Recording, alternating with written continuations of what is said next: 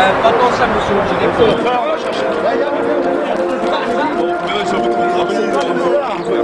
Salut chef, on est là, toujours pour le droit.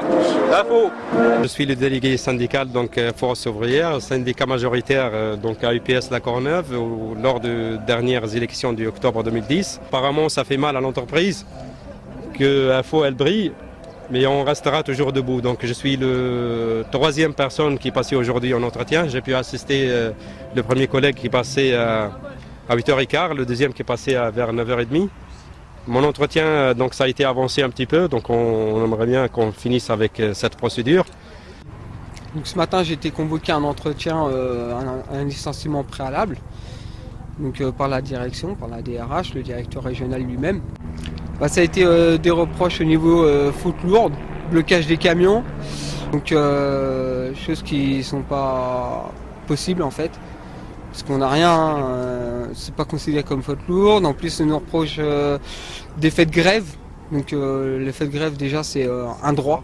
Ce sont des allégations, des allégations et mensongères et artificielles qu'on bute que de nuire. Nuire, donc moi je pense au premier degré, c'est au syndicat que je représente, parce qu'un syndicat qui devient majoritaire, qui essaye de faire valoir les droits des salariés. Je pense que c'est tout à fait le fait que je sois syndiqué force ouvrière, que je sois militant.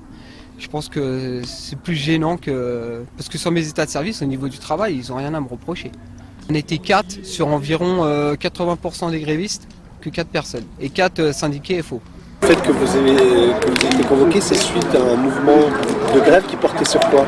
Par rapport au salaire, l'augmentation des négociations annuelles, c'était ce qu'ils proposaient, 1,8%, c'était dérisoire. Quand on voit le nombre de personnes qui ont pu se prendre des primes assez élevées, des responsables, c'était inadmissible que les conducteurs ou les agents administratifs aient que 1,8%.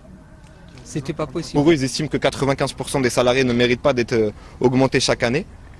Et ça peut plus passer. Donc déjà au niveau des salaires, comme je vous dis, les plus anciens touchent moins que les nouveaux.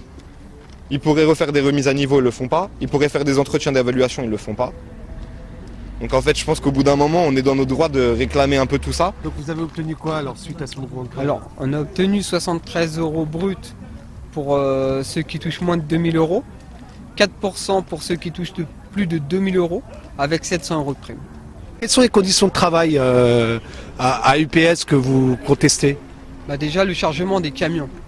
Ces conditions de travail qui sont inadmissibles.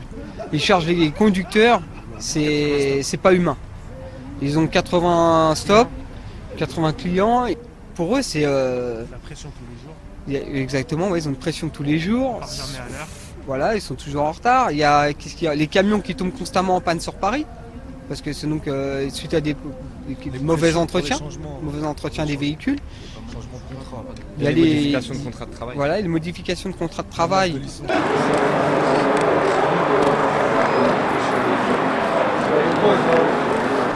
Nous, on sait Surtout la Courneuve, surtout sur la Courneuve. Vous venez un matin, vous allez voir, il y aura que des camions blancs, il y aura même pas de camions, il y aura presque pas. On est 30 maintenant. Avant, on était pas mal. Maintenant, on est de moins en moins.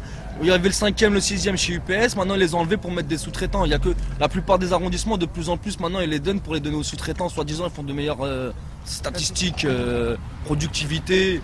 Mais attendez, mais après, il faut voir combien de temps ils restent dans leur boîte de sous-traitance. Ils restent 2 ans, ils ont mal au dos. Après, il faut qu'ils s'en aillent. Au niveau des conditions de travail, on vous répond quoi? Qu'est-ce qu'on me répond? Moi, on m'a dit, ouais, mais ailleurs, c'est pire. On me dit, si tu trouves mieux, il faut aller ailleurs. Voilà ce qu'on nous répond. On a des PCM le matin et on nous dit, ouais, vous touchez bien, c'est mieux.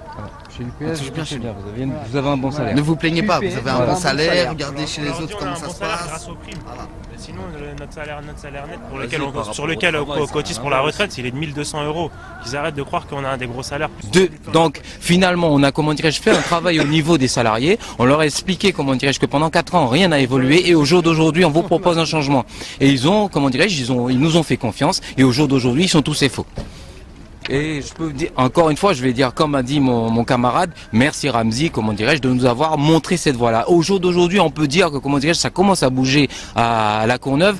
Vous n'avez qu'à vous dire que c'est la première fois que la Courneuve connaît une grève. Donc, c'est vraiment quelque chose d'historique.